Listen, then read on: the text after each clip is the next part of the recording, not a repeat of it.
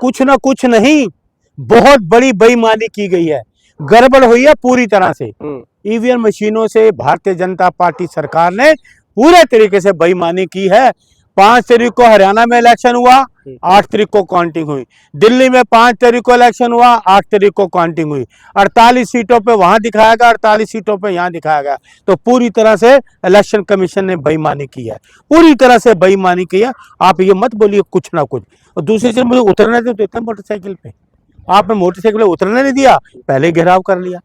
और बीजेपी की सरकार नहीं चलेगी 5 साल। यही मैं जानना चाहता हूं, आखिरकार इतने बम्पर वोट से वो जीते हैं, यहाँ पर इतने लगभग जो है बम्पर वोट मत बोलिए, जी का चाणक्य नीति, योगी जी का सबका चल चुका है। आप बम्पर वोट मत बोलिए। बम्पर वोट से नहीं जीती बीजेपी, बम्पर वोट से नहीं जीती, बेईमानी से जीती। दूसरी चीज एक बता दूं, 5 साल बीजेपी की सरकार नहीं चलेगी। पहले भी आई थी इनकी सरकार, चली। 1 साल में पहले साहब सिंह वर्मा मुख्यमंत्री, दूसरे साल में सुषमा स्वराज जी मुख्यमंत्री।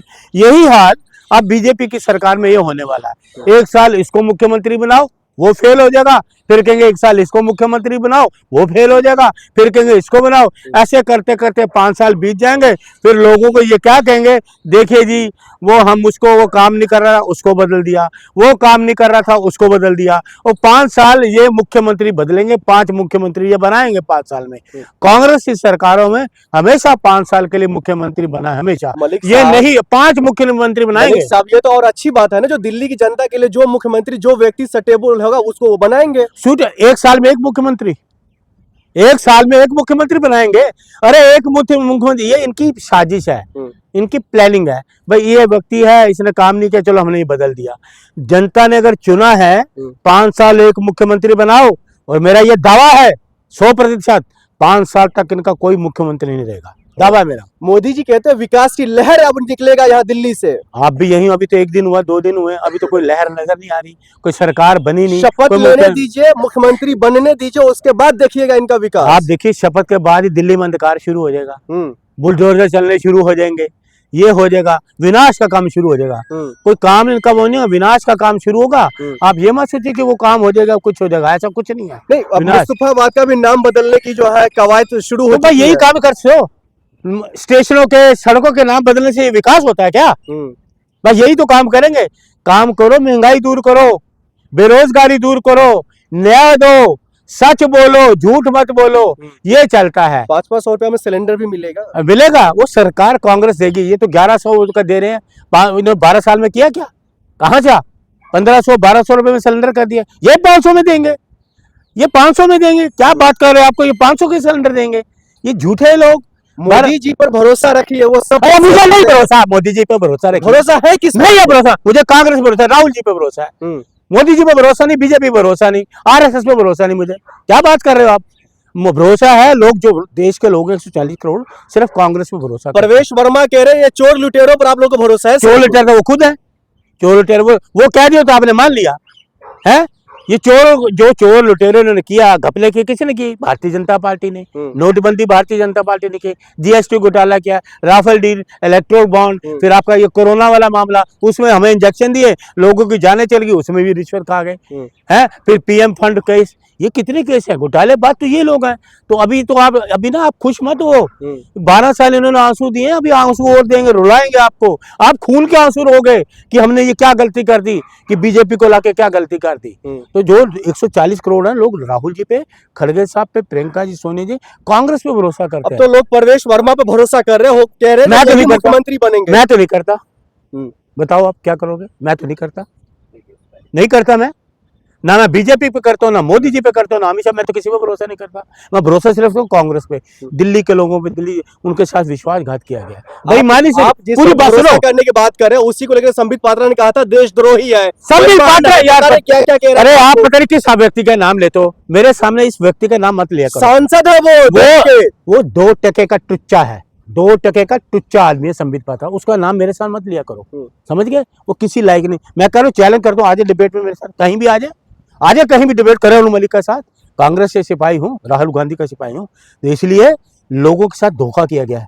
5 साल लोगों के साथ बेईमानी की गई ईवीएम के थ्रू, समझ गए मेरी बात? आपकी जो सरकार नहीं चला पाएंगे तो क्या वो सरकार गिर सकती है क्या फिर दिल्ली में? पहले कौन सी सरकारें चला पा रही, पहले कौन सी सेंटर में सरकार चला पा रहे? बैसाखियों पे तो है, नायडू का समर्थन है, नीतीश जी का समर्थन है, पहले इनका कहाँ है बहुमत पूरा?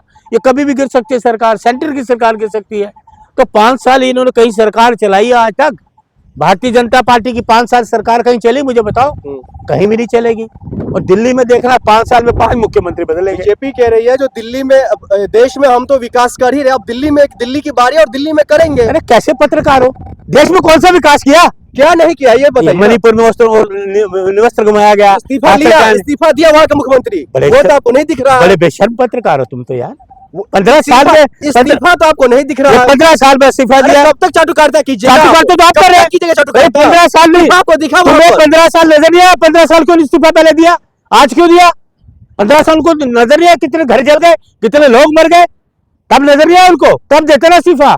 एक व्यक्ति मरता तो इस्तीफा देते मानते हैं, 15 साल के बाद तुम मोदी जी के राज में कोई गलत आदमी किसी पद पर रह सकता है? वैसे वो दिल्ली में सही आदमी को चुनेंगे, मुख्यमंत्री बनाएंगे। मोदी जी सुन लो, अब बीच में बोलना मत, आपने क्वेश्चन किया ना, बीच में बोलना, टोका मत करना।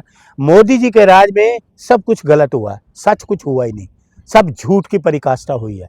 झूठ बोला गया, झूठे केस बनाए गए लोगों पे, झूठे जेलों में डाला गया, ये मोदी जी ने करा। बेरोजगारी कम हुई, 2 करोड़ लोग देंगे, महंगाई कम करेंगे, 35 रुपए का पेट्रोल देंगे, हुआ कुछ? हुआ? दिल्ली में देखिएगा कितना महफूज महिलाएं रहेंगी, यहाँ पर लोगों को सारी वो सुविधाएं दी जाएगी जो केजरीवाल और आपने नहीं दिया था। ऐसी सुविधाएं नहीं जो मणिपुर में थी, हाथरस में थी, मध्य प्रदेश जिंदा औरतों को गाड़ा गया है, IT सेल के लोग रेप करके प्रधानमंत्री का प्रचार करते हैं। इस तरह की सुविधाएं देंगे, इस तरह की सुविधा लेंगे आप? अरे कैसे हो यार आप? अच्छे पत्रकार हो, पढ़े लिखे हो, अच्छे चैनल चलाते हो, मुझे आपने उतरने तक दिया नहीं मोटरसाइकिल पे और घेर लिया। और मैं तो आपको आज भी कह रहा हूँ, 100% बीजेपी की सरकार नहीं चलने वाली 5 साल तक।